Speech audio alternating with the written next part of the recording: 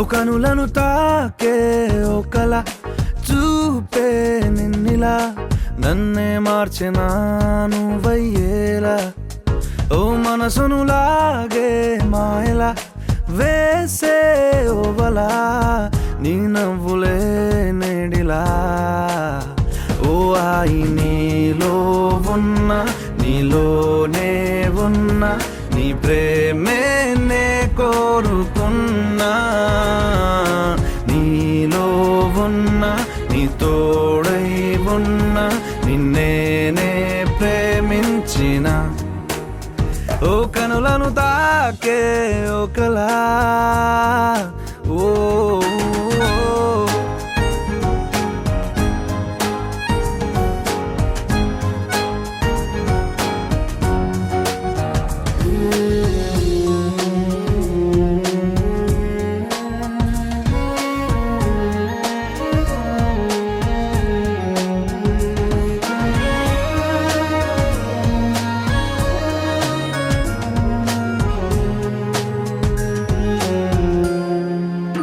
ఓ ఎన్నాళ్ళు ఆనందం వెల్లువాయనే ఏమైందో ఈ నిమిషం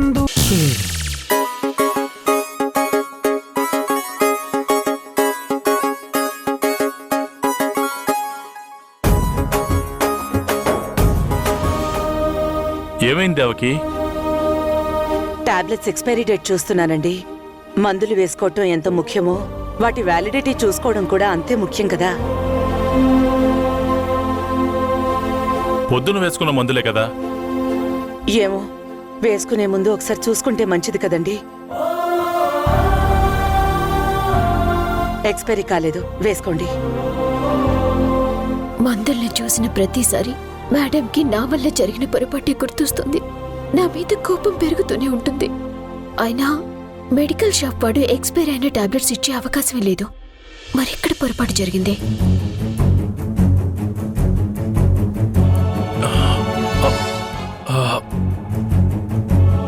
ఏమైందండి? నొప్పిగా ఉందా? లేదు, బాగానే ఉంది.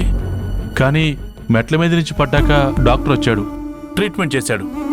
అంతా బాగానే ఉందన్నారు కదా, మళ్ళీ ఏమైంది?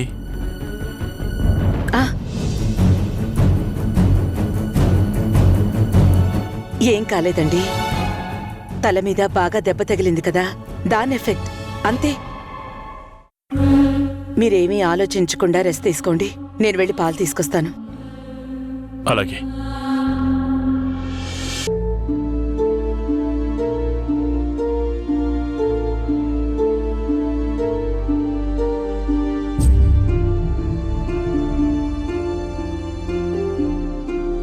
మేడం మేడం సరికి ఎలా ఉంది మేడం?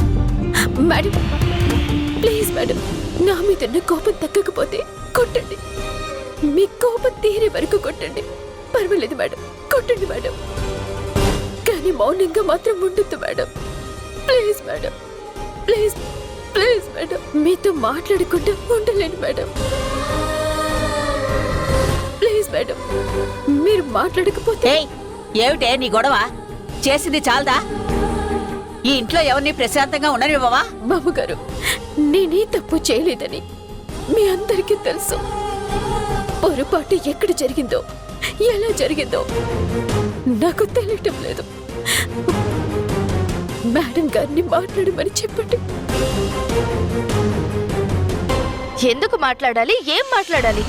ఇప్పటికే నువ్వు చేసిన పనికి పాపం అమ్మ ఎంత మదన పడుతుందో తెలుసా? సరిగ్గా తినడం లేదు, నిద్రపోవడం లేదు. అమ్మ ప్రశాంతంగా ఉండడం నీకిష్టం లేదా? ఇంకా బాధ పెట్టాలని చూస్తున్నావా? గాయత్రి, నాన్నగారు ఇప్పుడే టాబ్లెట్స్ వేసుకుని రెస్ట్ తీసుకుంటున్నారు. ఇక్కడేం గొడవలు చెయ్యొద్దు, డిస్టర్బ్ అవుతారు. వెళ్ళండి. మేడం, ఇంకా చూస్తూ నిలబడ్డావేంటే? చెప్తే అర్థం కావడం లేదా నీకు? వెళ్ళు.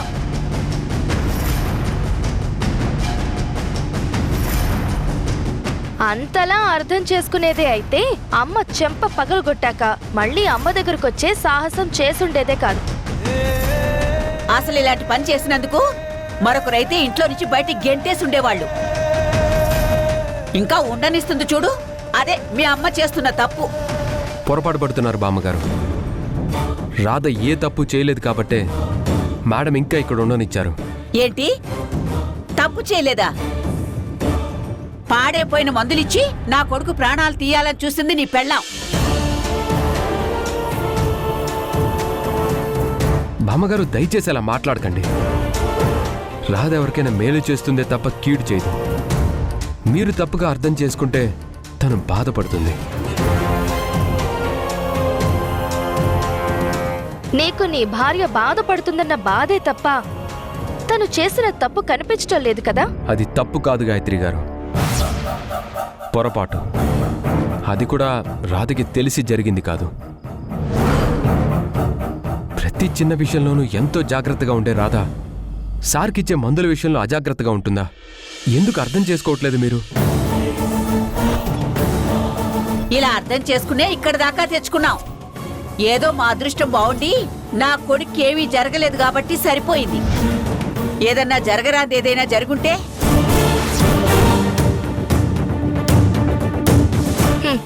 వాళ్ళదేం పోయింది నానమ్మ. ఇక్కడ కాకపోతే ఇంకొక చోటుకి వెళ్ళి జాబ్ చేసుకుంటారు. కానీ మనం నాన్నని పోగొట్టుకునే వాళ్ళం కదా.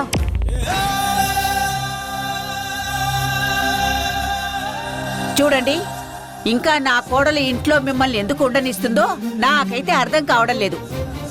ఒక చిన్న తప్పు గాని మీ వల్ల జరిగిందో ఈసారి నేనే బలవంతంగా బయటికి గెంటాల్సి వస్తుంది. వెళ్ళండి. ఇప్పటి వరకు మా వల్ల ఏ తప్పు జరగలేదు బామ్మగారు. అలా జరిగితే మేమే వెళ్ళిపోతాం. మీకు అవకాశం ఇవ్వలేండి. పదరాదా.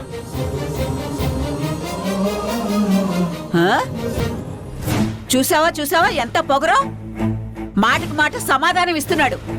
వీళ్ళిద్దరూ వెళ్ళిపోతేనే గాని ఈ ఇంట్లో శాంతి, నాకు మనశ్శాంతి ఉండదు. ఛీ! నీకు మనశ్శాంతి మాత్రమే ఉండదు నానమ్మ. కానీ రాధ ఈ ఇంట్లో ఉంటే నేనే ఉండకుండా పోతాను. పంపించేద్దాం. ఒకటి కాకపోతే మరొకటి ప్లాన్స్ మీద ప్లాన్స్ వేసి ఏదో ఒకలా పంపించేద్దాం.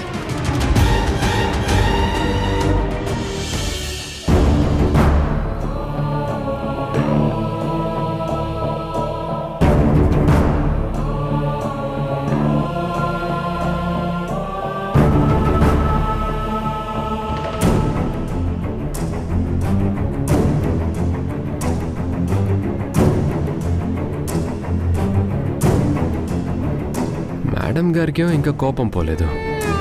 ఆవిడ మాట్లాడితే గాని ఈవిడ ప్రశాంతంగా ఉండదు. ఏదో ఒకటి చేసి మెల్లగా డైవర్ట్ చేయాలి.